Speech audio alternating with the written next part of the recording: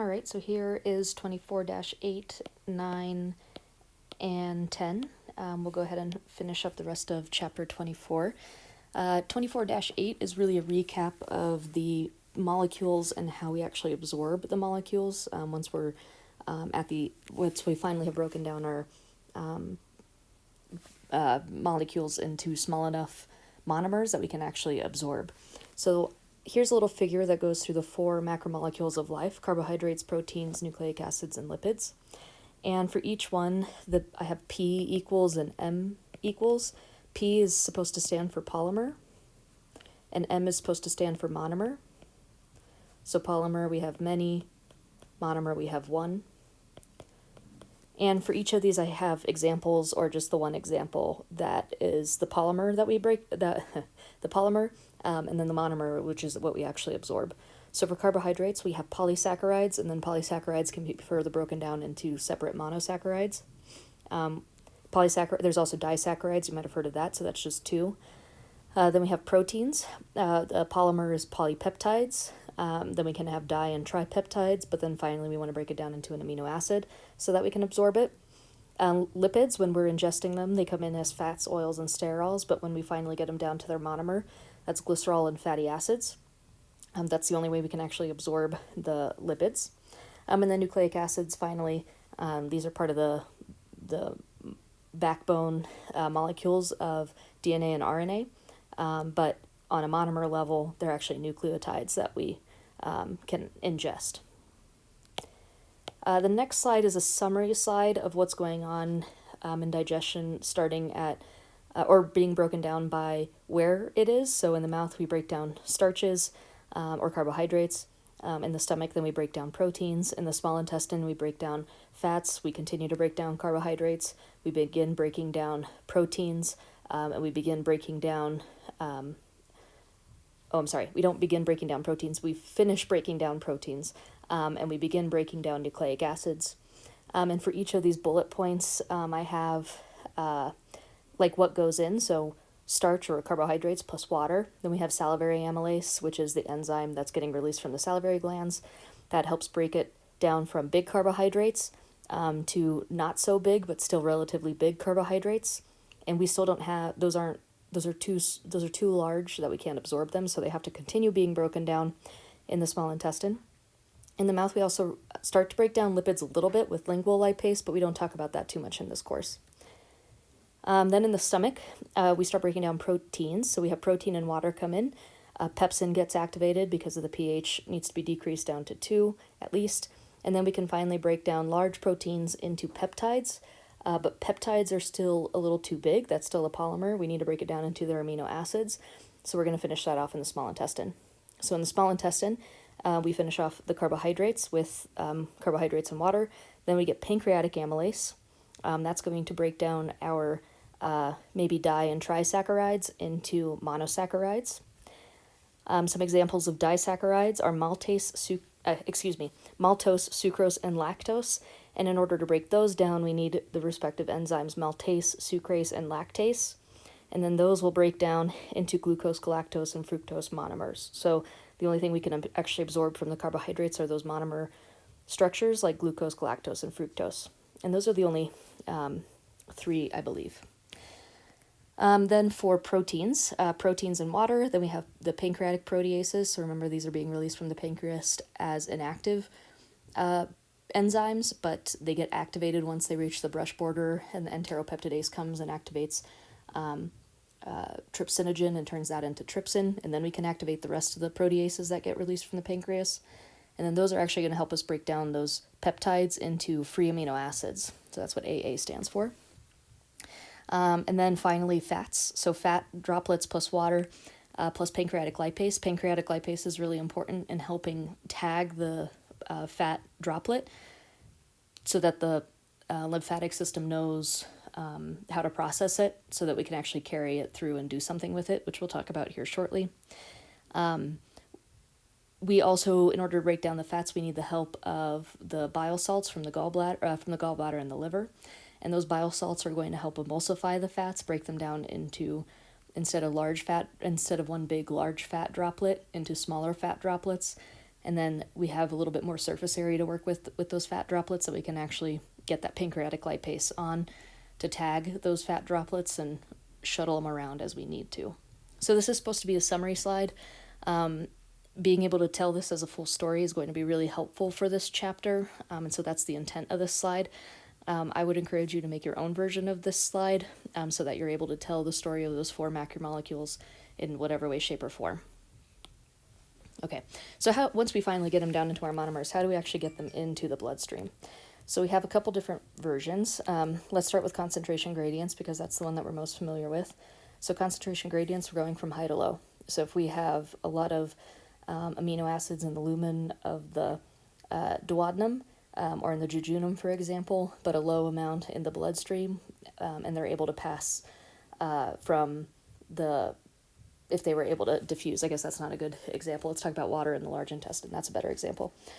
So if we have a large amount of water in the lumen of the large intestine and a small amount in the blood supply surrounding the large intestine, then the water molecules are going to want to move from the high to low concentration.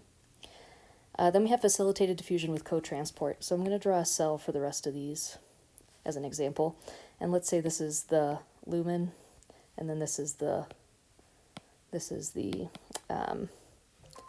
interstitial space, and then we finally have the blood vessel here.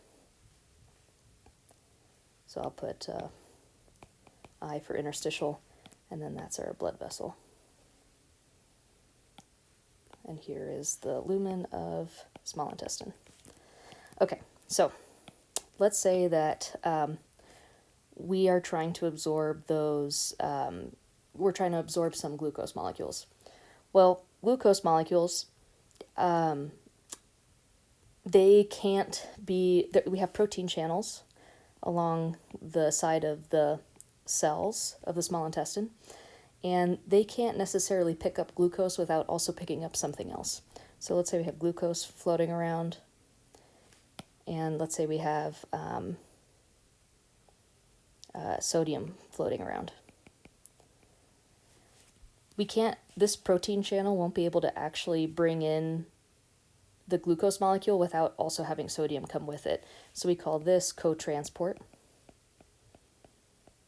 because we have 2 molecules being transported together in order for them to actually come into the cell.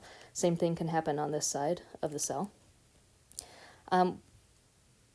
Facilitated diffusion means that, or cotransport is an example of facilitated diffusion, where you have molecules that I shouldn't say that's the same. That's an example of cotransport. Facilitated diffusion happens with ion channels as long as the ion channels are actually receptive to accepting whatever that molecule is. So it has to be able to take glucose and sodium. It can't just take glucose and it can't just take sodium. It has to be able to take both. But there are some channels that just accept sodium. We've talked about those a lot of time, or we've talked about that a lot in in 201 with the nervous system. When you first learn about action potentials, there are lots of just sodium, just calcium, just potassium channels. That would be like facilitated diffusion. They only open whenever there's a reason to open, but they have to be open in order to actually move molecules from that high to a low concentration. Cotransport means that channel has to actually be open for both of the monomers that it's trying to take in. And we call it cotransport because 2 molecules are coming in instead of 1. Cotransport, in some cases, can still happen regardless of the concentration gradient as well. So if that channel is open, those molecules will flow through regardless of which side is higher or which side is lower. We can also have facilitated diffusion with the help of ATP, and we call this secondary active transport. So it's active because we need ATP to move things across membranes, and it's not primary as in it only can function with ATP. It's secondary in the sense that there's still a high to a low concentration gradient. So finally, once we get this sodium and glucose in from the luminal side over to the interstitial side, then it will be able to easily diffuse into the bloodstream and travel to wherever it needs to go. Okay, but what about lipids? So I talked about glucose, I talked about water. We don't go into the details of the nucleic acids and how we absorb those, but lipids are a special story. So we need a special mechanism for this because, like I said, we don't want these large fat goblet or these large fat droplet cells getting absorbed into the cells and then getting stuck in the cells. That would be really inefficient. We don't have cell mechanisms that are efficient or really honestly good enough at breaking down really large fat droplets. We need small fat droplets to work with before we can do anything with it. And so in order to do that, we need to send it through the lymphatic system first before it gets dumped into the bloodstream. So let's identify some structures first before we start talking about how this is done. So we have a micelle. And a micelle is consisted of lipid and bile salts in chyme. And so what a micelle looks like, it has a phospholipid bilayer. Let me draw. So if I were to look, if I were to cut this cell down the middle and look at it, I could see two layers. And this will take me forever to draw, but you get the idea. This is the same thing all the way around. I would see two layers forming a membrane and a very small space on the inside of this micelle. This is one of the smallest. This is one of the smallest ways we can carry lipids. So in this space, if I were to zoom in this space, let me draw it in green. We would see some lipid droplets, which I'll just draw like teardrops, and then I'd see some salts, more salts, and these salts are coming from the bile. But it would be a very small quantity, like under 10 ions of each in this micelle. And surrounding this micelle, we're going to have a lipid structure that will be able to allow us to move, to easily diffuse across other membranes. Now, if we add onto this micelle some proteins, so I'll just draw them as like being attached to the cell surface, and some vitamins, so these are just going to be other markers on the cell surface. And let's say that the micelle is a little bit bigger, so in quantity, or in space-wise, it's a little bigger. Now we start to call this structure a chylomicron. And a chylomicron is special because a chylomicron can actually communicate with other cells and tell other cells what it is, versus a micelle just has the phospholipid bilayer, can't really do much. Other cells just think like, oh, you're another cell that we don't even know what you're carrying. It's just a little phospholipid raft floating through the bloodstream or through the lymphatic system. A chylomicron has tags on it that can actually communicate with other cells and tell it what it has. So depending on what the proteins are on the cell surface, it can say, oh, hey, I have this much cholesterol, or hey, I have this much of this kind of specific steroid, or I have this much of this type of fat. So it's able to be a little bit more specific when communicating. Chylomicrons are the ones that actually get excreted into the interstitial fluid, but they're still too large to go into capillaries, so they have to go through the lymphatic system and then go from the lymphatic system into either the thoracic duct or the right lymphatic duct before dumping into the right atrium, and then it finally joins up with the cardiovascular system. So why do we do it this way? Here we have on the left side a picture of the micelle being able to diffuse easily across those intestinal cells, because like I said, that lipid bilayer just recognizes other lipid bilayers and allows it to easily diffuse in. So now we have these salts and these tiny fat droplets that don't have any outer coating left to them, so we need to put them somewhere, but they would be destroyed or unused if they just went into the bloodstream as is. So instead we're going to put them into the lacteal, and then the lacteal will turn them into chylomicrons, so that way they have a signaling mechanism, and then those chylomicrons will transport them accordingly and into the bloodstream, and then we can actually finally do something with it. So it can almost, I shouldn't say almost entirely, the majority of it entirely bypasses the capillaries and goes straight into the lacteals, and it all has to do with the actual structure of the fat molecules that are, or the fat monomers that are inside the micelle.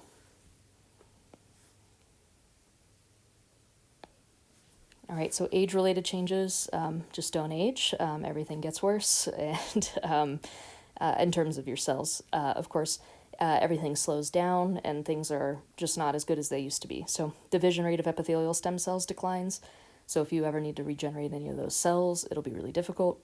Smooth muscle tone decreases, so it'll be a little bit more difficult to do peristalsis or segmentation. It might be more difficult to organize the defecation reflex accordingly with conscious control. Effects of cumulative damage become apparent. So if you have other underlying conditions or poor general health or poor diet, that can become more apparent. So like with cavities, poor oral health, gingivitis, poor oral health as well, cirrhosis, hardening of the liver from drug and alcohol abuse, etc., etc. Cancer rates also increase. Like I said, we don't really understand a lot about the GI system compared to other body systems. So there are lots of different cells that are working with, that we're working with a lot of different cells in this area. And so it's really easy for them to get out of whack, for lack of a better term, and start replicating and making tumors here or there. The GI, the peritoneal cavity is also a really good hiding place for cancers because it's so well wrapped by those mesenteries and omentums, and that it's really easy for those tumors to kind of exist on their own before they really start manifesting and producing problems for you. Dehydration is also true here as well because the lining of the GI tract gets thinner. We can't produce as much mucus. And the epithelial lining of the large intestine isn't as good as what it used to do, or it isn't as good as what it used to be. And so water has a harder time actually diffusing across those cells. They might be scarred over, they might be more fibrous, so there's no room for diffusion to occur. So as a result, the person might become dehydrated as they age. And then 24-10, last but not least, homeostasis. This is a great picture to go back and see how the digestive system relates to all the other body systems. The digestive system is one of those that is very closely intertwined with the cardiovascular system and the lymphatic system, as we mentioned. But it's also really important for like the skeletal system because we need to absorb calcium in some way in order to promote bone growth and fixing of tissues. It's also important for the integumentary system. So it's really important to understand how each of these systems work in tandem. But other than that, that's it for Chapter 24. And as per usual, if you have any questions or want me to repeat or create another video for Chapter 24, please email me and let me know.